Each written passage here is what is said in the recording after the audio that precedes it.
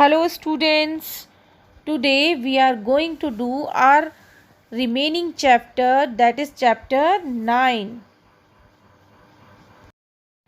Now today we are starting with our next topic, properties of soil. So first property of soil is percolation of water in soil. When water is poured over soil, then some water gets absorbed in the soil and rest passes through layer of soil. So the rate at which water percolates move through soil is called percolation rate. और इसके लिए हमें क्या करना है? We have to apply a experiment. एक experiment करना है. तो हमें क्या करना है? We will try to find out how fast the soil water passes down the soil. For this we need a hollow cylinder or a pipe or a small tin can.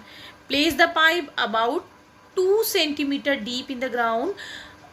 Pour 300 ml water in the can slowly and note down the time when we start pouring water. When all the water has percolated, leaving the pipe empty and note the time again. According to this picture, ठीक है?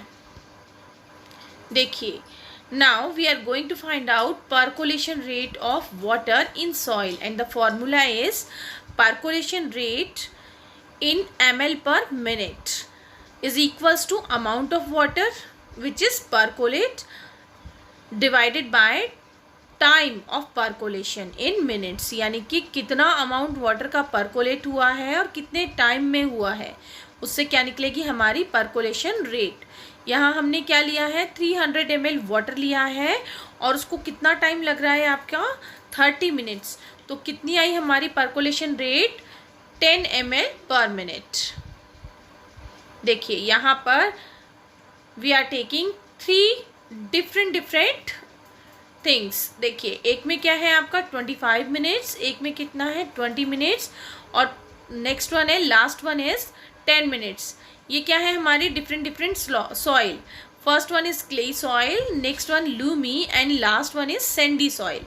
तो अगर हम clay की बात करें 200 ml divided by 25, हमारे पास क्या आया है, यस 8.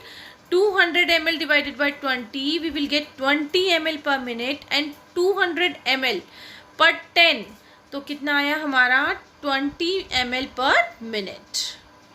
यानी कि हर सॉइल की जो परकोलेशन रेट है that will be different. अब देखिए next property is moisture in soil. क्या है हमारी मॉइस्चर इन सॉइल. तो इसके लिए हमें क्या करना है, एक एक्सपेरिमेंट करना है. मैंने लाइव क्लास में बता दिया है आप लोगों को. क्या करना है, एक टेस्ट ट्यूब में हमें थोड़ी सी सॉइल कलेक्ट करनी है और उसको क्या करना है, हीट करना है. तो हमें थोड़ी देर बाद क्या दिखाई देगा कि वाटर है वेपर की फॉर्म में चारों तरफ इकट्ठा हो जाएगा. ठीक है. Soil moisture is the amount of water. To discuss third property of soil. देखिए that is absorption of water by soil.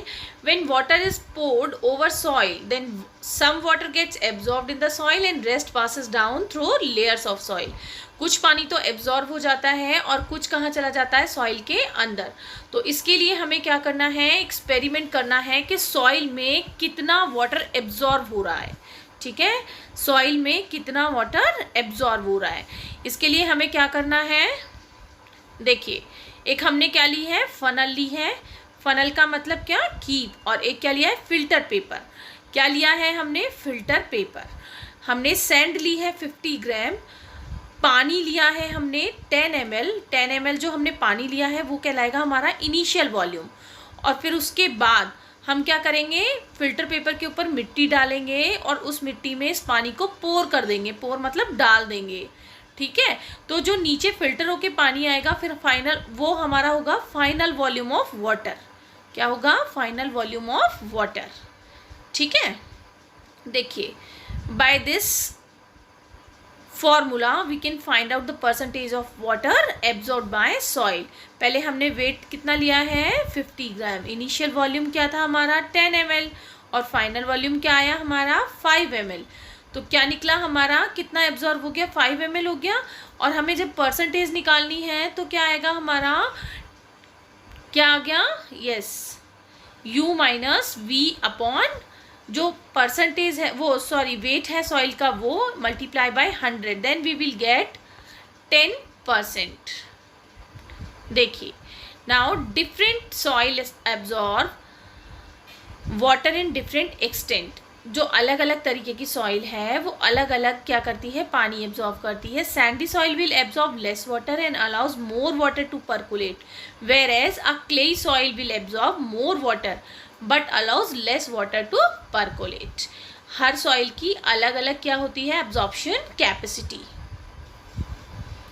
Soil and crops. अब जो सॉइल है वो और फसलें, उनमें क्या रिलेशन है. Different types of soil are formed in different part of India. In some part there is a clay soil, in some part there is loamy soil, while in some other part there is sandy soil. Wind, rainfall, temperature, light and humidity, these are some important climatic factors which affect the soil profile and bring in the soil structure. So climatic factors and type of soil determine the various types of vegetation and crops that might grow in the region. Okay. Otherwise, if we are talking about wheat and gram, clay and loamy soil are both suitable for growing cereals like wheat and gram. Such soil are rich in humus, very fertile and good at retaining water. Whereas paddy and rice, soil rich in clay and organic matter having a good capacity to retain water, are very ideal. Pulses यानी कि दालें, for lentils, lentils किसको बोलते हैं हम, मसूर की दाल को. And other pulses, loamy soil which drain water easily are required, and in for cottons, sandy loam or loam which drain water easily and can hold plenty of air. पानी क्या कर देता है, रिटेन कर देता है, और जिसमें एयर इजीली क्या हो सकती है, hold, are more suitable. It means loamy soil is more suitable for cotton crop. Last topic is soil erosion. Soil erosion is the displacement of the upper layer of soil. Soil erosion is a gradual process of movement and transport of the upper layer of soil by different agents like water, wind, ice and snow, etc. It means topsoil is the most fertile layer. Thus soil erosion causes loss of fertile land. यानी कि जो top layer होती है वो सबसे ज़्यादा fertile होती है, और अगर वही हट जाए तो हमारी जो सॉइल होगी वो कैसे हो जाएगी, लेस फर्टाइल हो जाएगी, यानी कि उसकी फर्टिलिटी कम हो जाएगी. The removal of land surface by water, wind, ice is known as soil erosion. Plant roots firmly bind the soil. In the absence of plant, soil becomes loose, so it can be moved by wind and flowing water.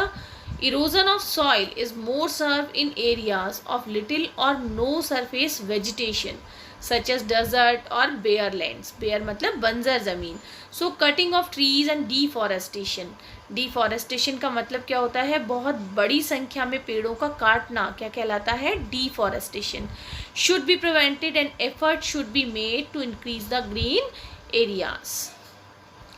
Causes, इसके कारण क्या हैं और treatment क्या है. Dumping of non biodegradable substance such as plastic, polythene etcetera, ये किसके reason हैं आपके, सॉइल इरोजन के. Discharge of waste products from industries, hospitals containing harmful chemicals without treatment into soil, and excess use of fertilisers, herbicides and pesticides. Herbicide और pesticides क्या होते हैं, छोटे छोटे जो कीड़े मकोड़े होते हैं उनको मारने के लिए जो स्प्रे किया जाता है टाइम टाइम पर फसलों पर, उनको बोलते हैं. और इसका treatment, waste products and chemical should be treated before they are release into the soil. The use of pesticide, herbicide and fertilisers in agriculture should be minimised, यानी कि इनका यूज़ कम से कम होना चाहिए. And reducing the use of plastic and polythenes, so we can avoid soil erosion. Now our chapter has been completed. Bye.